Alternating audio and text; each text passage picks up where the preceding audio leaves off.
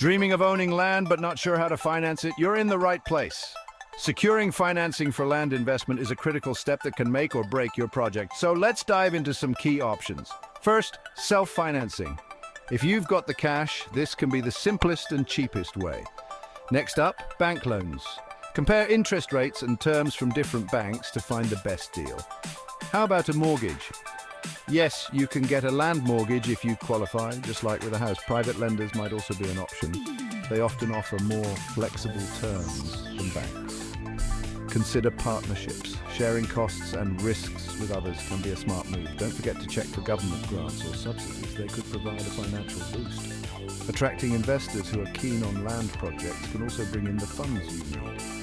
Seller financing is another possibility. Sometimes the seller might be willing to finance the purchase themselves. Ever heard of lease with an option to buy? It lets you lease the land with the option to purchase it later. And finally, crowdfunding. Raise money through online platforms and turn your dream into reality. By understanding these options, you can choose the best way to fund your land investment. Each method has its own perks and risks, so think carefully about what suits your needs. Happy investing?